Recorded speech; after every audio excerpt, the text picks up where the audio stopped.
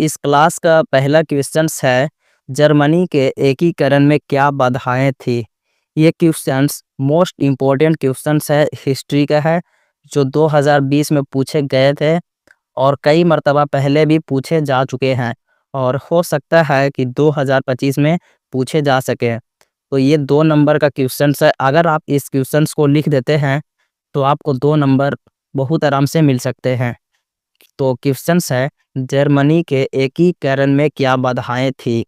तो इसका आंसर है, जर्मनी पूरी तरह से विखंडित राज्य था, जिसमें लगभग 300 छोटे बड़े राज्य थे।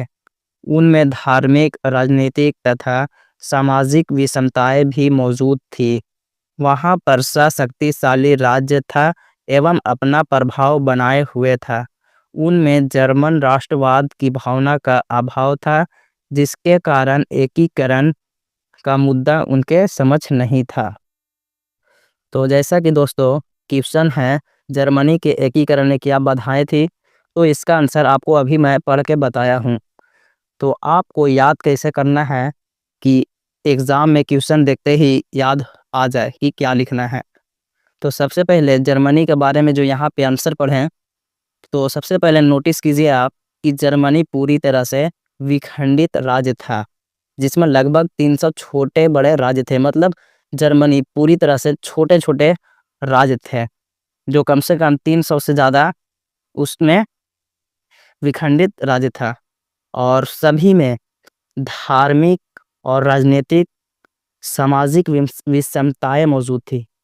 सबसे पहले तो छोटे छोटे राज्यों में विखंडित था और सभी राज्यों में अलग अलग धार्मिक, राजनीतिक, सामाजिक विषमताएं थे। तो इसलिए एकीकरण का ये भी मुद्दा इम्पोर्टेंट है, जो सबसे बड़ी बाधाएं थी जर्मनी के एकीकरण में। और तीसरा कि वहाँ पर शक्तिशाली राज्य था एवं अपना प्रभाव बनाए हुए था। मतलब वहाँ पर्सा सबसे शक्तिशाली राज्य था, जो चाहता था कि पर्सा जर्मनी के एकीकरण नहीं होने दे। तो ये भी नोटिस कीजिए।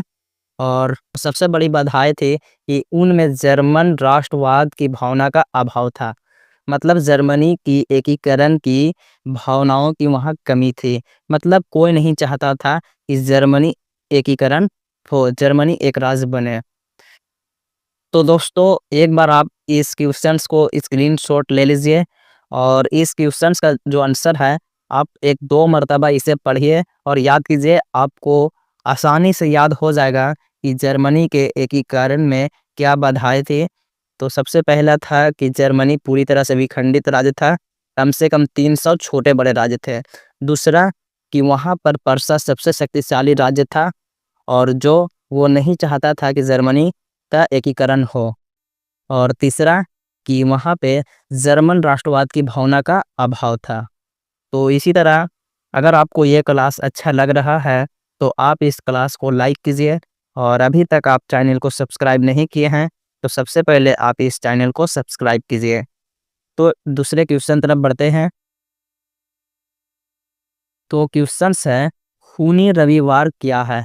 ये भी मोस्ट इम्पोर्टेंट क्वेश्चन है और ये भी 2020 में पूछे ही गए हैं और पहले भी पूछे गए थे और हमेशा पूछे ही जाते हैं।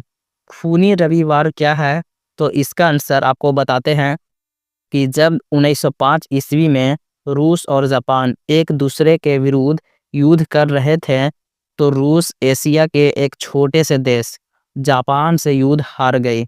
जब रूस युद्ध हार गया तो युद्ध में मिली हार से रूसी जनता को अपमान जैसा लगा, जिसके कारण रूसी जनता ने क्रांति आंदोलन शुरू कर दिया। जब रूसी जनता 9 जनवरी 1905 ईस्वी को प्रदर्शन करते हुए सेंट पीटर्सबर्ग में स्थित महल की तरफ जा रहे थे, तब जार के सिपाहियों ने इन सभी प्रदर्शनकारियों पर गोलियों की बौछार शुरू कर दी। इन गोलियों की वर्षा से हजारों निहत्थे प्रदर्शनकारी मारे गए। इस घटना को लोग खूनी रविवार इसलिए कहते हैं क्योंकि यह घटना रविवार के दिन हुई थी, इसलिए इसे खूनी रविवार के नाम से भी जाना जाता है।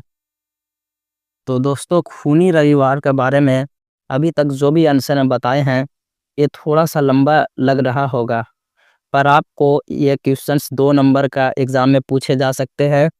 और ये क्वेश्चंस कैसे याद करना है, तो आपको बता दें कि इसका आप 1, 2, 3 पॉइंट याद कर लें, जो आप वो लिख भी देंगे तो आपको बड़े आराम से वो 2 नंबर मिल जाएँगे। तो इस क्वेश्चंस का आंसर है कि रूस और जापान एक दूसरे के विरुद्ध युद्ध कर रहे थे। तो रूस एशिया के एक छोटे से देश जापान से युद्ध हार गई। हार से अपमान जैसा लगने लगा, जिसके कारण रूसी जनता ने आंदोलन शुरू कर दिया था और वो 9 जनवरी 1905 ईस्वी को प्रदर्शन करते हुए सेंट पीटर्सबर्ग में स्थित एक महल की तरफ जा रहे थे। वहां पर जार के सिपाहियों ने इन सभी प्रदर्शनकारियों पर गोलियां चला दी, जिससे हजारों की संख्या में निहत्थे प्रदर्शनकारी मारे गए। और ये घटना रविवार के दिन घटी थी, इसलिए खूनी रविवार कहा गया है। तो दोस्तों, आप एक बार इस क्वेश्चंस के आंसर का स्क्रीनशॉट ले लीजिए और 2 से 3 मरतबा आप इसे रिवीजन कीजिए। और जब भी आपको ये क्वेश्चंस एग्ज़ाम में आएंगे तो इसका 1-2 पॉइंट याद भी याद आएगा, तो आप लिख दीजिए आराम से और आपको वो 2 नंबर कहीं नहीं गया। बस याद इतना करना है कि रूस और जापान के बीच युद्ध हुआ था। जापान एक छोटा सा देश था जो रूस को हरा दिया था और रूस के जनता को ये अच्छी नहीं लगी, अपमान जैसा लगने लगा। वो अपने देश में ही एक आंदोलन शुरू कर दिया था। जो एक सेंट पीटर्सबर्ग शहर है, वहाँ एक महल में प्रदर्शन करते हुए निहत्थे लोग जा रहे थे, सिर्फ आंदोलन करते। तो वहाँ पर जार की सेना ने सभी निहत्थों पर गोलियों की बौछार शुरू कर दी, जिससे काफ़ी लोगों की जानें गई।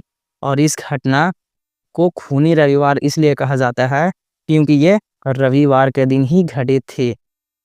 और आपका ये ऑब्जेक्टिव क्वेश्चन यहाँ से बन सकता है कि खूनी रविवार कब घटी घटना, तो इसका आंसर आपका है 9 जनवरी 1905 ईस्वी को। आपके ऑब्जेक्टिव क्वेश्चन में भी आ सकते हैं। तो दोस्तों, चलिए अब नेक्स्ट क्वेश्चन की तरफ बढ़ते हैं।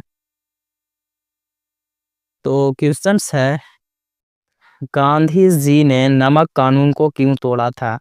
ये भी मोस्ट इम्पोर्टेंट क्वेश्चंस है, 2020 में पूछे गए थे। गांधी जी ने नमक कानून क्यों तोड़ा था? चलिए इसका आंसर पढ़ते हैं। गांधी जी ने नमक कानून तोड़ने का फैसला इसलिए लिया क्योंकि उस समय नमक के उत्पादन और बेचने पर सिर्फ ब्रिटिश सरकार का ही अधिकार था। महात्मा गांधी और अन्य नेता का कहना था कि नमक पर टैक्स लेना पाप है, क्योंकि नमक हमारे भोजन का एक अभिन्न अंश है। इसी वजह से गांधी जी ने नमक कानून तोड़ने के लिए 12 मार्च 1930 को साबरमती आश्रम से डांडी गांव तक 24 दिनों का पैदल यात्रा निकाला था। इस मार्च को नमक सत्याग्रह कहा गया। तो दोस्तों, गांधी जी ने नमक कानून क्यों तोड़ा था, इसका आंसर पढ़ लिए हैं और आप एक बार इस आंसर को स्क्रीनशॉट ले लीजिए और आप इसे भी 2 से 3 मरतबा रिवीजन कीजिए, इसको पढ़िए और 1-2 पॉइंट इसमें से भी आपको याद हो जाएगा कि गांधी जी ने नमक कानून क्यों तोड़ा था। और ये 2 नंबर का क्वेश्चंस रहेगा, जिसमें आप इसे 2 से 3 लाइन में लिख करके 2 नंबर बड़े आराम से पा सकते हैं। गांधी जी ने नमक कानून क्यों तोड़ा था? तो गांधी जी ने नमक कानून तोड़ने का फैसला इसलिए लिया क्योंकि उस समय नमक के उत्पादन और बेचने पर सिर्फ ब्रिटिश सरकार का ही अधिकार था और महात्मा गांधी और अन्य नेता का कहना था कि नमक पर टैक्स लेना पाप है। मतलब ब्रिटिश सरकार ने नमक पर भी टैक्स लगा दिए थे, तो ये भी नमक कानून तोड़ने का ही निर्णय लिए थे गांधी जी ने। और 12 मार्च 1930 को साबरमती आश्रम से डांडी गांव तक 24 दिनों का पैदल मार्च निकाला था। इस मार्च को नमक सत्याग्रह कहा गया। गांधी जी ने नमक कानून क्यों तोड़ा था? तो गांधी जी ने नमक कानून तोड़ने का फैसला इसलिए लिया क्योंकि उस समय नमक के उत्पादन और बेचने पर सिर्फ ब्रिटिश सरकार का ही अधिकार था। और ब्रिटिश सरकार उस समय नमक पर भी टैक्स लगा दिया था। तो इसी चलते गांधी जी ने 12 मार्च 1930 को साबरमती आश्रम से डांडी गांव तक 24 दिनों का पैदल मार्च निकाला था और वहां पर पहुंचकर गांधी जी ने नमक को इकट्ठा करके नमक कानून को तोड़ दिया। इस मार्च को नमक सत्याग्रह कहा गया। तो दोस्तों, आपको ये क्लास कैसा लगा कमेंट कीजिए, और अगर आप चाहते हैं किसी और सब्जेक्ट का मोस्ट इम्पोर्टेंट क्वेश्चंस जो 2 नंबर का हो उसका क्लास कराएं तो कमेंट कीजिए। अभी तक आप इस चैनल को सब्सक्राइब नहीं किए हैं तो सबसे पहले आप इस चैनल को सब्सक्राइब कीजिए, और फिर मिलते हैं बहुत जल्द नए क्लास के साथ। जय हिंद।